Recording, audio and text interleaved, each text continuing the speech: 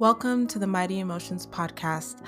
I'm your host, Giselle. I'm a certified emotions coach, and I teach you how to respond better to your emotions so you can feel better in your life.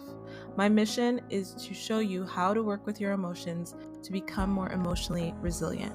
Your emotions are not designed to overpower you, they're designed to empower you. On this podcast, I share what our emotions are, how to understand them and work with them, and the tools you need to reclaim your power and get unstuck from emotional pain so you can find fulfillment in your life again. I'm so glad you're here. Now let's get into the episode.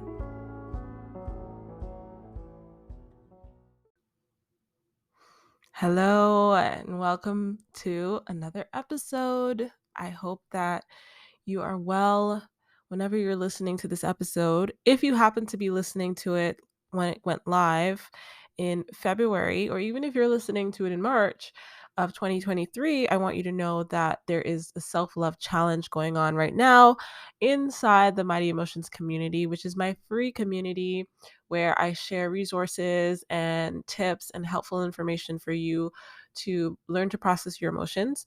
And in February of 2023, I am hosting the self-love challenge. You know, February is the month of love and all of that. So I wanted to share tips with you as we move through the month for you to, learn a new perspective, learn a new way of looking at yourself, giving you these activities and these action steps you can take to come more into a place of love with yourself. And it's a journey for most of us, unless we were raised and cultivated in an environment where that was supported. However, for the majority of us, it's a practice and it's something that we can achieve through these actions. So I'm definitely excited to be sharing it with you this month, every Tuesday and Thursday inside the community. Like I said, it's free to join, and you just go to the self-love challenge tab and you'll find it all there. And if you're listening in March, it'll still be up until the end of March 2023. So head to mightyemotions.com, sign up for the self-love challenge, and I can't wait to see, the transformation that you experience at the end of the month. Now, with regards to today's episode, I want you to think about your relationship to yourself and self-love, right? Um, what do you think self-love is? How do you feel about yourself? And that can be a heavy question, but I really just want you to kind of step back and observe, and not judge, right? Just step back and observe, not to like describe it or anything, but just like take stock of it, like take the temperature. Where are you at in your relationship to yourself? And I wanted to share in this episode how I was able to transform self-loathing into self-love, which I'm sharing, like I said, inside the community briefly, but I wanted to kind of dive more in depth in this episode because I hated myself. Okay. I hated myself. I loathed myself. And even just saying that right now, I can feel the energy rise in my body, like wanting to protect myself, because today I understand that I matter and that I'm important. But for so long I did not believe that. In fact, I believed the opposite. And of course, that was a result of my early upbringing, my childhood, the insecure attachment and codependency that I developed because of the relationship I had with my early caregivers. I've also, dove deep into how I healed that inside my audio course, Healing the Narcissistic Mother Wound, which is available now as well inside the portal. All the links will be in the description below. But I really had a lot to overcome in terms of loving myself. I spent years, if you know my story, I was a drug addict, I was a sex worker. I really felt like I was valueless. I was only worth, what people could take from me. And that was, my body in a lot of ways. And I did not believe that self love was attainable for me. And I'm so grateful that I can sit here and share with full gratitude that that isn't my reality anymore. That reality, in fact, it feels so far away from where I am today. And I'm so grateful because there's a lot of us out there. Maybe you listening to this, maybe you know somebody. Nobody can see how we're feeling inside. Nobody can see the thoughts we're having about ourselves. but it's showing up in the results we're getting in our lives. It's showing up in the ways that we engage with our world. And when we don't love ourselves, when we hate ourselves, the things that we allow, the actions we permit, the relationships that we submit to and engage with, they don't increase our value. In fact, well, I'll speak for myself. The relationships and the actions that I engaged in, I did it to punish myself. I knew that those relationships weren't healthy, but I loathed myself so much that I felt like I deserved to be punished. This was the treatment that I deserve. And I didn't realize until years later through this healing process that that's what I was doing, that I was allowing myself to feel punished for feeling unworthy, for feeling like something was so wrong with me. I used to say all the time that who can love me if my own parents don't love me? Like, who's going to love me if my own parents don't love me? That I would say that all the time, and it felt so real, right? Because I thought these are the people that are the core and the center of my world, and they brought me into this world and they hate me. So I must be unlovable. Those were the thoughts that I had. And I don't know about you, but I know that there are so many people, because of the people I've worked with, the conversations I've had, the space I've held, so many people feel unlovable because they understand from an early age that external validation is a need. And when that need isn't getting met, we create stories around why that need isn't getting met. And the reality, the truth is, the need isn't getting met because the people in our lives are incapable of giving that to us. But as children, we're so ego focused. We're so, the world revolves around us. Everything has to be come back to us, right? And so as children, we are like, well, if they don't love me, it must be because something's wrong with me because I'm unlovable. We never attribute other people's behavior to them, right? To what's going on in their internal world, because that's something that we learn through maturity. But that is the truth, that their behavior is never your fault. How they treated you was never your fault. It had nothing to do with your worthiness or your worth. And so I had to learn that along the journey to loving myself. I had to first really believe that, agree to that. A belief is simply a thought we agree to. And I had to agree to that thought that, you know what? My worthiness is not determined by them. I cannot keep it connected to them and have them hold the keys to my worthiness, because I want to flourish. I want to have a fulfilling life. And I'm going to go out there and I'm going to get that, right?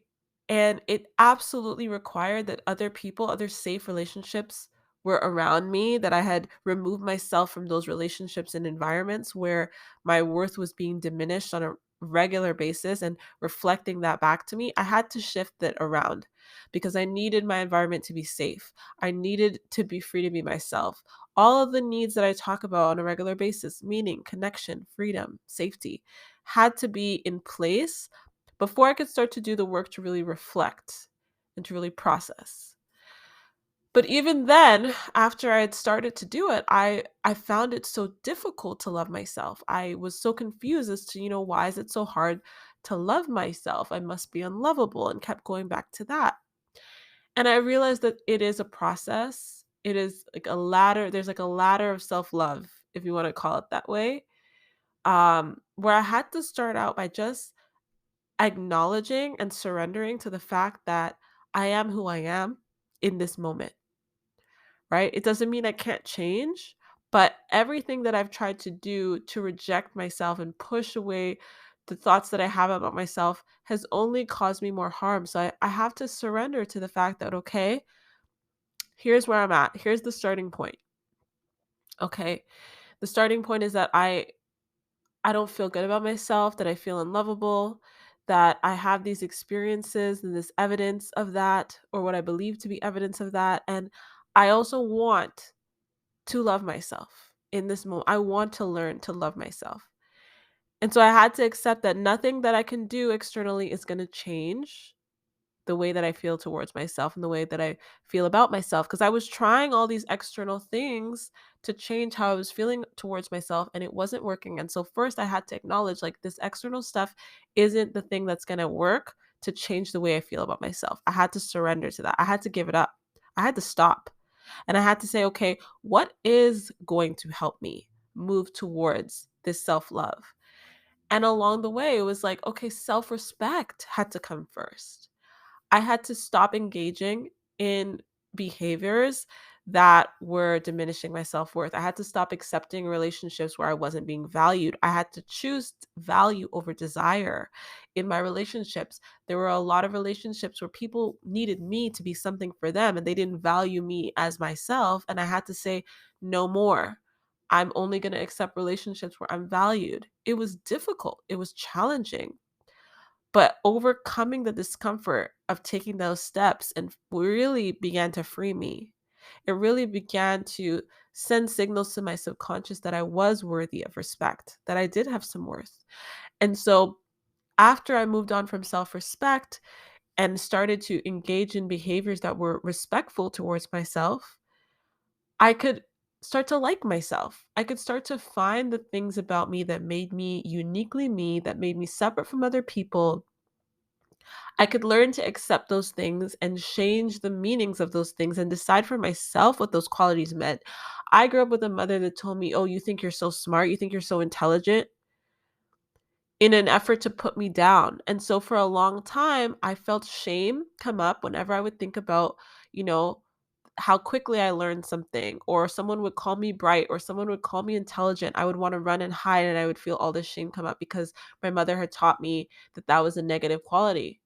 And I decided, you know what? No, she gets to believe what she wants to believe. I'm going to believe that this is a positive. I like this about myself. I like this quality about myself. I like that I love learning and going after things, and started to find the things that I liked about myself, started to notice the environments that I was in where I felt really good about myself, started to notice the activities I engaged in where I would walk away thinking, I felt really good about how I handled that or how I did this. A simple example that I give inside the self love challenge was I like cooking for people. I like making a whole spread and hosting a meal and all of that.